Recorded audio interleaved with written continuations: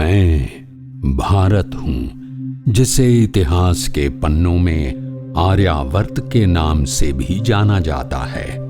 जिस भारत को आज आप इस नक्शे पर देख रहे हैं, मैं वो नहीं हूं। मेरा आकार और विस्तार दक्षिण में हिंद महासागर से लेकर उत्तर में हिमालय पर्वत तक तथा पूर्व में म्यांमार से लेकर पश्चिम में ईरान इराक की सीमाओं तक हुआ करता था। मैं इस पृथ्वी का बहुत ही समृद्ध और शक्तिशाली राष्ट्र था, जहां प्रकृति का सारा आनंद और सुंदरता एक साथ विद्यमान थी, जहां पुरुष को देवता और नारी को देवी के रूप में पूजा जाता था। दोनों को समानता का अधिकार था। शासन और सत्ता पर भी इनका पूर्ण अधिकार था। अपना जीवन साथी चुनने के लिए भी ये स्वतंत्र थे। किंतु जैसे ही समय ने अपना परिवर्तन चक्र चलाया, तब नारी के अपमान में एक नए अध्याय का आरंभ हुआ। चाहे वो रावण हो, दुर्योधन हो या दुशासन, नारी ने अपने सम्मान की लड़ाई लड़ी। समय चक्र और आगे बढ़ा और सर्वप्रथम मुझ पर आक्रमण कर यूनानियों ने मेरे पश्चिमी भूभाग पर अपना आधिपत्य कर लिया और इस तरह हिंद की सभ्यता में कई और सभ्यताओं का प्रवेश हुआ।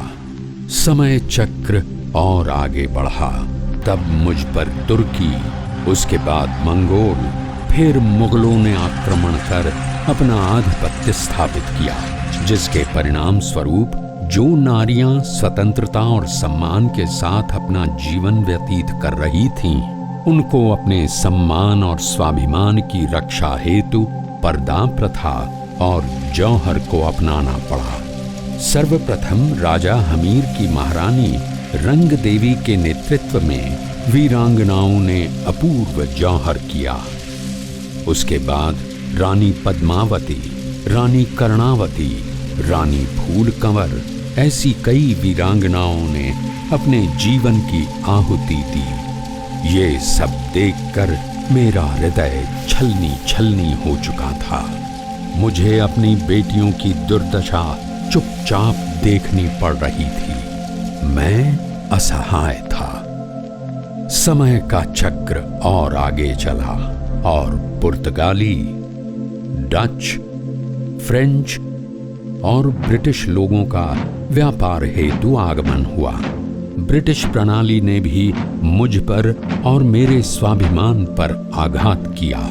तभी मेरे वीर सपूतों और वीरांगनाओं ने मेरी स्वतंत्रता की लड़ाई खुलकर लड़ी, जिसमें रानी दुर्गावती, जीजाबाई, अहिल्याबाई होलकर, झांसी की रानी लक्ष्मीबाई और मेरी अनगिनत वीर बेटियों ने मेरे सपूत बेटों के साथ कंधे से कंधा मिलाकर ये लड़ाई लड़ी और अपना बलिदान दिया।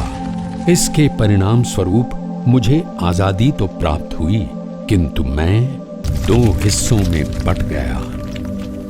लेकिन सवाल अब भी नारी के अस्तित्व और सम्मान का था। जहां बेटी को जन्म के पश्चात मार दिया जाता था या उसकी गर्भ में ही हत्या कर दी जाती थी। फिर एक परिवर्तन की लहर आई, जब एक महिला को प्रधानमंत्री चुना गया, जिन्हें हम इंदिरा गांधी के नाम से जानते हैं।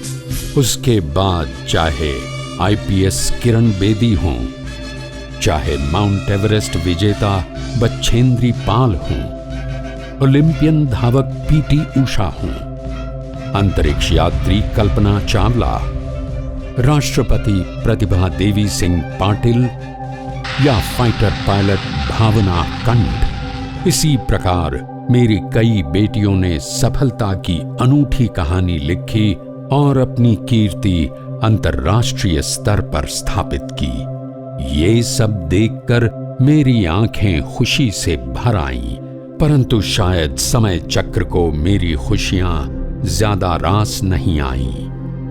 पिछले कुछ सालों में देश में ऐसी हृदय को भेद देने वाली घटनाएं हुई जिसने मानो मानवता पर प्रश्न चिन्ह लगा दिया। मेरी मासूम कोमल बेटियों के साथ शारीरिक, मानसिक शोषण और सामूहिक बलात्कार जैसी घटनाओं ने फिर से मेरे हृदय को छलनी छलनी कर दिया।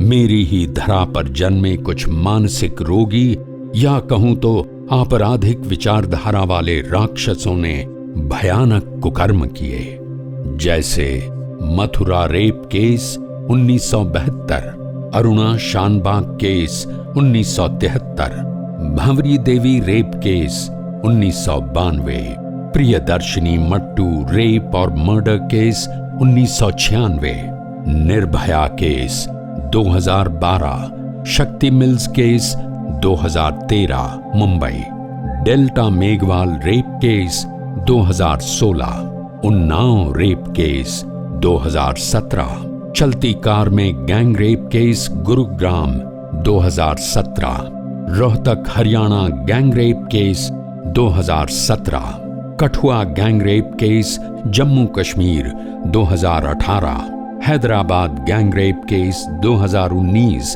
Priyanka Reddy, Hathras gang rape case 2020।